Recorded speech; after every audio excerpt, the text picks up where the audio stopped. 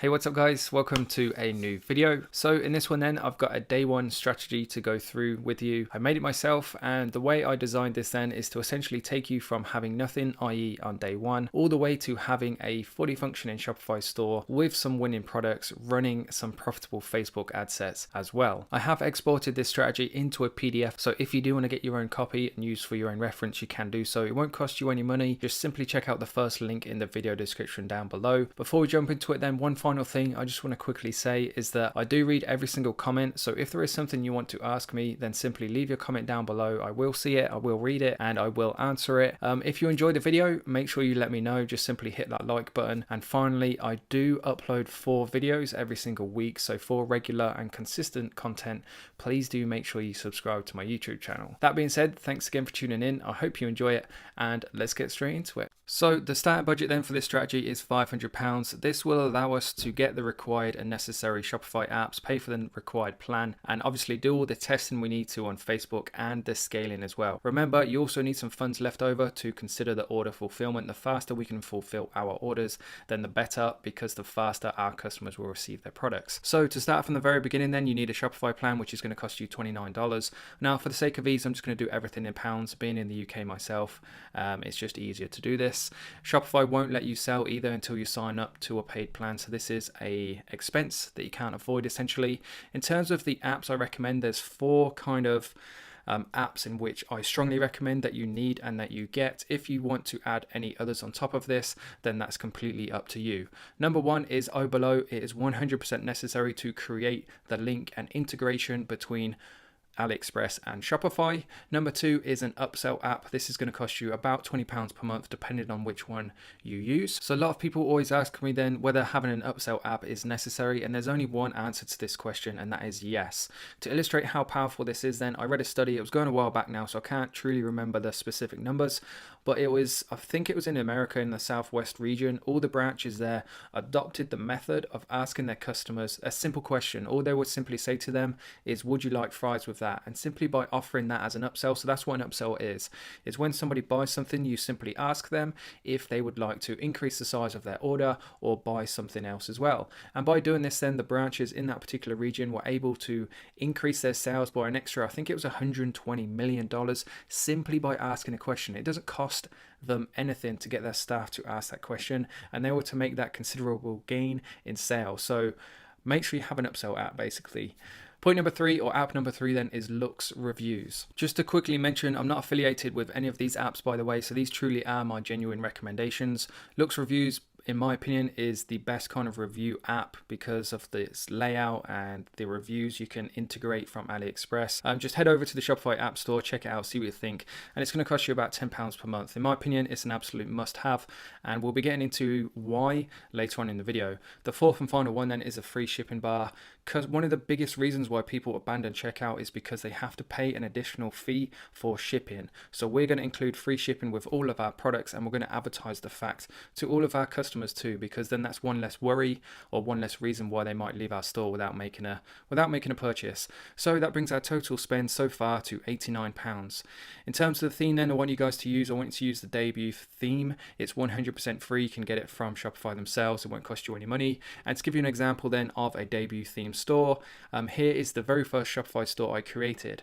Now, it's not currently live, but I do keep it live for YouTube reasons, so I can refer people to it just to kind of use as an illustration of essentially what a good store looks like. I won't get into it now because I've documented this in numerous previous videos, but using this store, this exact product page, I was able to generate over £100,000 in sales. So I know that this strategy or this method or this setup and layout actually works. To kind of summarize what I want you to adopt then in your product pages is these bullet points here. So number 1 is a white background. Now, one thing I will say is that simple often works best, so keep it simple. Use a white background, high quality images, neutral, easy to read font. You want clearly bullet pointed features and benefits, just so all the information is right there and then, and the customer can naturally progress through the information and consume it all pretty easily essentially. It's easy on the eye, easy to read, easy to consume. You want short to the point product descriptions that essentially present a problem to the customer and then solve the problem by buying that particular product. You want a standout add to cart button. If we go to this page here, you can see the only other blue thing on the page is this free shipping bar, and both of these are kind of like a benefit. They've got free shipping, and then naturally that eye is going to kind of track towards the add to cart button, which is essentially what we want. Trust me, it can make a big difference. Split testing different colors of your add to cart button. You want trust badges and you want reviews. Now, why do you want these final points? Here's a quick little study I want to share with you. When shopping online, which of the following features of an online store makes you trust it the most? This was a survey that this particular company did, and the number one thing then was customer reviews. They are a must on your store. Think about it. If you go on a website that you've never heard of before, you've never seen before, and they've got absolutely zero reviews on all of their products, you're going to be pretty skeptical about handing over your credit card details or spending money with them. So the kind of number one thing I want you guys to consider is that when you're building your store, you need to make it come across as trustworthy. Additional things then that every site should have. Now, I need to mention these because some of the sites I review don't have these pages. They leave them off. Number one is an about us page. You need that information on there. Number two is an FAQ page for obvious reasons. Number three is the legal policies. So your refund policy, delivery policy, terms and conditions, privacy policies. You need your contact information on there. You need an email, and you need a phone and address if you can. Now, I've covered these in previous videos on how you produce those for your customers without revealing your personal phone and personal address. There are ways to do that, so make sure you check out my previous videos. But basically, the more information you can give to your customer, the more trustworthy you're going to come across. And then finally, you need a track my order page, and a blog, I guess, is optional. But what I find the benefits of a blog here is that if you can give value to your customers, i.e., so if you're running a dog shop and one of your blog posts could be certain training techniques for your dog, then it gives people a reason to keep coming back to your store, to follow you on your different social media pages, and therefore they'll be consuming your content more and more, and therefore they're more likely to become a customer and be a returning customer too. The final point then when it comes to your Shopify store is to get feedback on it. Now, when I say get feedback, don't show your mother. You need to get honest feedback. That should say get honest feedback. In fact, I'm going to put in there. So go into Facebook groups, ask the admin if you can post for feedback. You can join my Facebook group. I allow people to post their store links in there, and we've got a pretty great bunch of people, in fact, that give you genuine, honest feedback. So the reason being is because it doesn't matter. You could be selling bars of gold for half the weight of it or half the cost of what it should be, but if your store isn't trustworthy, then nobody's going to buy them, even though it's a great deal. You need a good and trustworthy looking store, otherwise nobody's going to buy your product regardless of what it is. That being said, then moving on to the products. So we need to have in total 30 minimum on your store. This is to give an impression of a well-established, legit, and again, trustworthy business. Next point, they don't all have to be winning products. Just make sure you don't add a load of rubbish, because if you have a ton of just crappy, plasticky, rubbish products on your store, it will devalue your store. It will make customers think that your company, your business is cheap and not worth spending their money with. Have high quality products, but they don't all necessarily have to be winners, those golden products. The strategy then I want you guys to adopt is I want you to choose 3 products to test. Number 1 is I want you to pick a product based on your gut feeling. The reason for this then is because picking products is a skill, and by choosing products that you go with on your gut feeling, if they work or if they don't work, you're going to soon learn by trial and error and develop that skill. Number 2 is I want you to choose a trending product, because this gives you a good chance of success.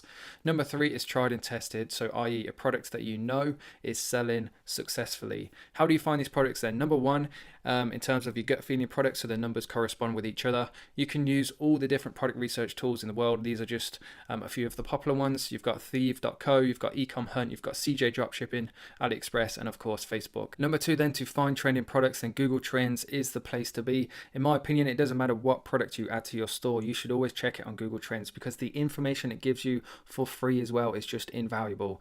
Number 3 then, to find tried and tested stores, the best place hands down is the Exchange Marketplace. Again, I will be illustrating all 3 of these in a second. The Exchange Marketplace is essentially where people go to sell their Shopify stores. You can see how much they've turned over. You can see what their best selling products are. Again, I'll be showing you this in a second. So as an example then, so if this was me adopting this strategy, number 1 then is this spaceship nightlight. The reason being is when I first saw this, I thought that's a pretty cool product, and my gut feeling tells me that when other people see this product, they will think the same thing as well.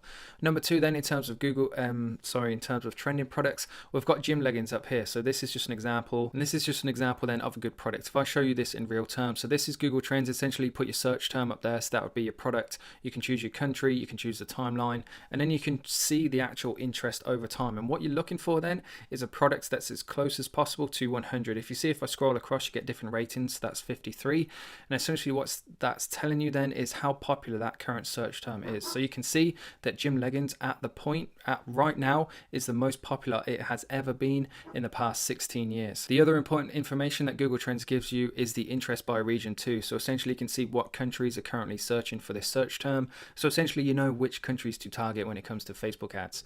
If we go back to the strategy then, the third and final product is one that we know is selling very well right now. So again, to illustrate this is a store that I found on the Exchange Marketplace. It's called Amp Mobile. And if we go down to the sales history, we can see these guys have done nearly $2 million in revenue.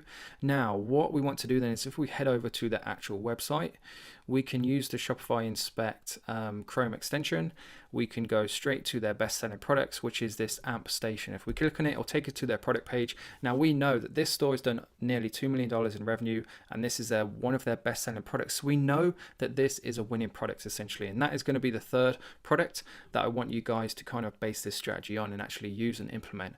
So that being said, we have our Shopify store, we have our products. Now for the most important part then of pretty much any business, which is the marketing. Now what I want you guys to do then is watch this strategy all the way through and then go back and rewatch it, because there's a lot to cover.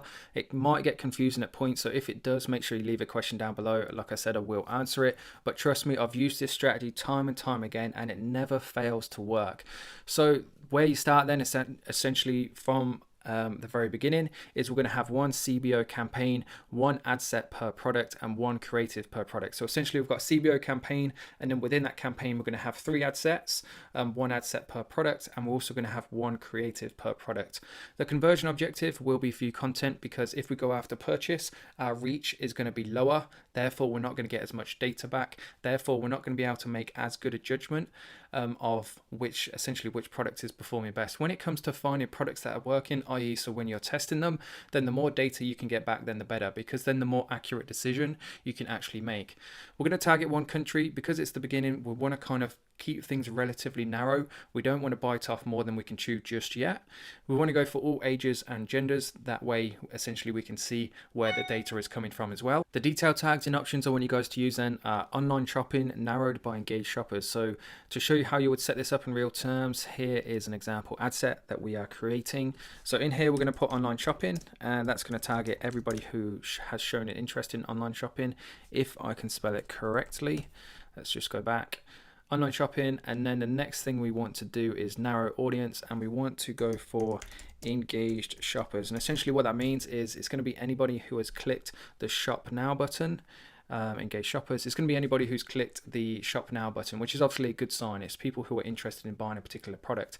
Now you can see the potential reach is quite broad, but this isn't a problem at the moment because we are just testing. Then essentially we want to try and get as much cheap data back as possible, and by going broad, this is our best chance of doing so. In terms of the placements then, so again, just to show you how to set this up, we're going to go for Instagram and Facebook newsfeed only. So if we just scroll down, we want to edit the placements and then just remove absolutely everything. So as you can see now then, all I've got left selected is the Facebook newsfeed and the Instagram newsfeed. The reason being then is when we're testing, we want to make sure that we get the truest data back as possible. And by selecting newsfeed, then we can pretty much guarantee this, because the newsfeed section is going to be the biggest section on anybody's desktop, on anybody's mobile phone. That way we can pretty much guarantee we've got a true impression and somebody has actually genuinely seen and registered our ad. The runtime then for this initial CBO campaign is going to be 3 days, and the budget is going to be £30 per day. So essentially that brings our total spend up to now at £179. Now the reason this is our starting point then is because we're testing 3 different products in one CBO campaign, and by putting it in a CBO campaign, it allows Facebook to tell us essentially which product is performing the best, and that's the products that we're going to roll with. So the next steps then are essentially what we're going to do now is create 2 new creatives for the best performing product. So from this initial CBO campaign, after 3 days, switch it off, look at the data and see which one performed best. Performance is based on the cheapest data accumulated and the most budget spent. So because it is a CBO campaign, what Facebook will tend to do is put the majority of your budget into the best performing one. And whichever one that is, then I want you to then go ahead and create 2 new creatives around that one specific product. Once you've done that, then what I want you to do is to create a brand new CBO campaign. And in this time, we're going to have 3 ad sets within this campaign, and each ad set is going to have its unique creative, but essentially each creative is going to be for the same product, and the tags and the placements then are going to be exactly the same as the previous. So as it says there, the same as the above. The runtime again is going to be 3 days at £30 per day, which brings our total spend now up to £269. Now the reason being for this then is because essentially to begin with, we've tested 3 different products to find out which the best one is. Now what we want to find out is the best creative for that product, because essentially the more money we can funnel down on what works, so doubling down on what actually works, the better chance we have of being the most profitable and therefore the most successful. So after you've ran this for the 3 days and you've tested the different creative, our next steps are to now test the audiences. To do this, we're going to start a brand new CBO campaign. We're going to have 3 ad sets within that campaign, but we're going to take the creative that performed the best from this CBO campaign, and we're going to use the same creative for each ad set then. The target and placements are going to be exactly the same as above, except we're going to change the detailed targeting for each ad set. We're going to have 3 different audiences, one at an audience size of 500,000 people, one at an audience size of 1 million, and one at an audience size of 1.5 million. So essentially what we're doing here is we've got the best performing product, we've got the best performing creative. Now we need to find the best performing audience to essentially move into scaling. So create the CBO campaign, let it run for another 3 days at £30 per day, and that will bring our total spend up to £359. By now as well, you should be seeing some sales. So while £359 may sound like a lot, at this point you should have seen some sales by now, so you should be starting to recoup some of that cost. Our next steps then after these 3 days are now to focus on the best performing audience, i.e. the ad set that performed the best from this CBO campaign, and start to absolutely go crazy with the scaling.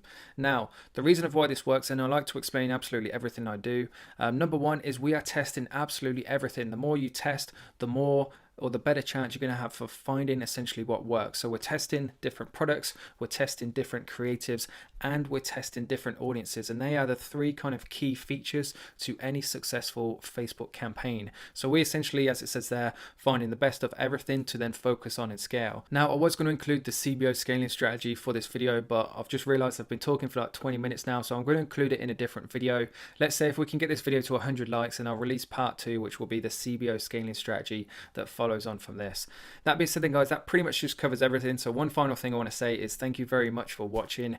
If there's anything you're not clear on, by the way, as I've mentioned a couple of times already, just make sure you comment your questions below. I will answer them for you. And then a couple of final things just to before you leave. Number one is check out my free ebooks. There's 5 different ones. There's a link for each one in the video description below. If you want more content on Shopify and Facebook ads, make sure you follow me. Head over to Instagram, follow me at JackKitchener458. And then finally, if you want a proven step-by-step program for Shopify that includes my full support, make sure you check out my Ecom Academy too. Again, there will be a link in the video description below. That being said then guys, thanks very much for watching the video. I hope you enjoyed it, and I'll see you in the next one.